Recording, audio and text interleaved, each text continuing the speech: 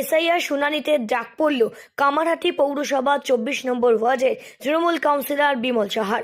দীর্ঘদিন ওয়ার্ডের কাউন্সিলর হিসেবে দায়িত্ব পালন করার পরেও নিজের নাগরিকত্ব প্রমাণের তাগিদে ছুটতে হলো শুনানিটাকে। স্বীকার করলেন চরম হেনস্থার কথা। এটা আমি দেখেছিলাম, আমার 2002 সালে ভোটার লিস্টে নাম নেই, অথচ 2000 সালে আমি তৃণমূল কংগ্রেসের 11 নম্বর ওয়ার্ডে প্রার্থী ছিলাম। তারপরে সমস্ত ডকুমেন্টসগুলো আমি যা নথি আমি সমস্ত কিছু জমা দিয়েছি। জমা দেওয়ার পর তারপরে দেখেছি যে আমার খসড়া তালিকায় নামটা উঠেছে। খসড়া তালিকার নামটা ওঠার পর আমি সাময়িক এটা স্বস্তি পেয়েছিলাম, কিন্তু তারপর আমি আবার দেখলাম যে গত 2 দিন আগে আমাকে হিয়ারিংয়ের একটা বিএলও চিঠি দিয়ে গেছে। তা আজকে গেলাম, আমি খুব এইভাবে হ্যারাসমেন্ট খুব ভাবা যাচ্ছে না যে এইরকমভাবে হ্যারাসমেন্ট করা হচ্ছে। হিয়ারিংয়ে গেলাম, হিয়ারিংয়ে আমার সমস্ত যা ছিল পাসপোর্ট যা ছিল টোটাল ডকুমেন্টস আবার দেখালাম, তারা দেখলো।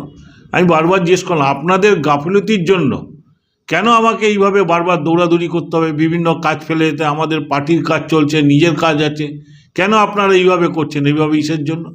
আমি বললাম এইগুলো ঠিক না, এইগুলো আমি যথেষ্টভাবে বলেছি।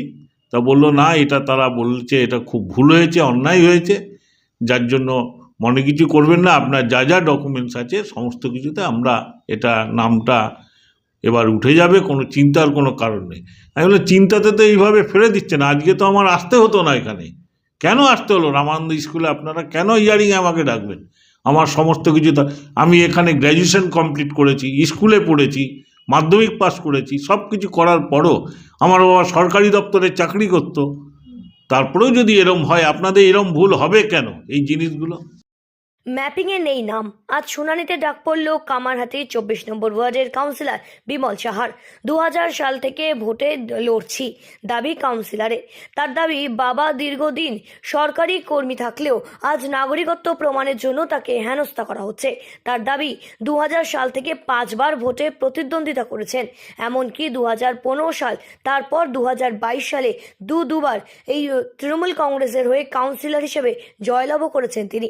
নিজের এবং পরিবারের কারোর নাম 2002 সালের তালিকায় নেই, আর সেই তালিকাটায় নিজের নাম বাদ পড়াতে বেশ উদ্বেগও প্রকাশ করেছিলেন তিনি।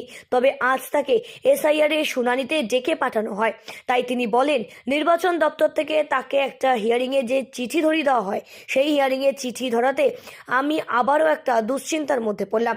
বারবার কেন নির্বাচন দপ্তর এই ধরনের খামখেয়ালির মতো ব্যবস্থা করছে? যতদূর যেতে হয় এর জন্য আমি যাব। আজ তিনি নির্বাচন দপ্তর থেকে পাঠানো সেই হিয়ারিংয়ে পাঠানো চিঠিতে লেখা নির্দেশ অনুসারে সময় মতো লাইনে দাঁড়িয়ে শুনানির প্রক্রিয়া সম্পন্ন করেন।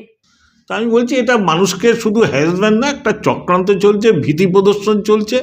এইভাবে মানুষের মন জয় করতে পারবে না। আর নির্বাচন কমিশন হচ্ছে একটা বিজেপির দালাল, ও বিজেপির দালালি ছাড়া আর অন্য কিছু করছে না। যদি আমার মতো মানুষ, 2 বারের কাউন্সিলর আমি, তারপরেও যদি এরম অবস্থা হয়, সাধারণ মানুষের অবস্থা কি হবে?